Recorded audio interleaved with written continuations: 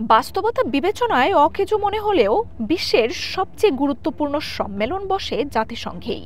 সাধারণ অধিবেশনে যোগ দিতে বিশ্বের প্রায় সব দেশের নেতাদের সমাগম ঘটে নিউ ইয়র্কে। বাঘা বাঘা নেতাদের গুরুগম্ভীর আলোচনার মধ্যেই জাতিসংঘে ঘটে অপ্রত্যাশিত কিছু মজার ঘটনাও। এবারই যেমন আমেরিকার প্রেসিডেন্ট হিসেবে জাতিসংঘে দীর্ঘতম বক্তব্যের রেকর্ড করলেন ডোনাল্ড ট্রাম্প। সময়ের হিসেবে নিজ দেশের অতীতের সব প্রেসিডেন্টদের ভাষণের রেকর্ড পেছনে ফেলেছেন তিনি। তবে রাষ্ট্রনেতাদের মধ্যে ট্রাম্পের বক্তব্যই কিন্তু সবচেয়ে দীর্ঘ নয়। এক্ষেত্রে কিউবার প্রেসিডেন্ট ফিদেল কাস্ট্রোর রেকর্ড ভাঙতে বেগ পেতে হবে যে কোনো নেতারই। জাতিসংঘে ১৯৬০ সালে আমেরিকার সমালোচনা করে কাস্ট্রোর দেয়া বক্তব্যের দৈর্ঘ্য ২৬৯ মিনিট বা প্রায় ৫ ঘন্টা। দীর্ঘতম বক্তব্য দেওয়ার তালিকায় রয়েছেন ইয়াসির আরাফাত ও মুয়াম্মার গাদ্দাফিও। ১৯৫২ সালে আইসল্যান্ডের প্রেসিডেন্ট জাতিসংঘকে একটি হাতুড়ি উপহার দেন। গ্যাভেল নামের ওই হাতুড়িটি অধিবেশন শুরু, সমাপ্তি আর ভোটাভুটিতে ব্যবহার হতো।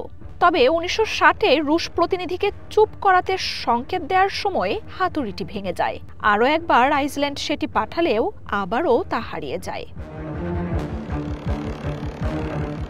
১৯৬০ সালে ফিলিপিন্সের বক্তব্যের সময় তৎকালীন সোভিয়েত প্রতিনিধি জুতো দিয়ে টেবিলে শব্দ করতে থাকেন। জাতিসংঘে এ ধরনের প্রতিবাদের কোনো নিয়ম নেই।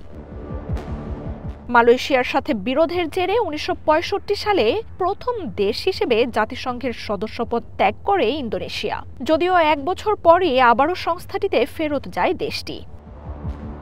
২০০৫ সালে জাতিসংঘের অভ্যন্তরে ধারণ হয়েছিল সিডনি পোলেকের দ্য ইন্টারপ্রিটার সিনেমার দৃশ্য। স্ক্রিপ্ট পড়ার পর খুব সতর্কতার সাথে জাতিসংঘে সিনেমাটির দৃশ্য ধারণের অনুমতি দেয়া হয়। জাতিসংঘের সাধারণ অধিবেশনে অংশ নিয়েছিল ৩ মাস বয়সী এক শিশুও। ২০১৮ সালে নিউজিল্যান্ডের সাবেক প্রধানমন্ত্রী জেসিন্ডা আর্ডেন তার ৩ মাস বয়সী কন্যাকে নিয়ে অধিবেশনে যোগ দেন। ২০২০ সালে করোনা মহামারীর কারণে প্রথমবারের মতো ভার্চুয়াল অধিবেশন অনুষ্ঠিত হয় জাতিসংঘে। ২০২১ সালে জাতিসংঘের অধিবেশনে বক্তব্য দেয় এক ডাইনোসর।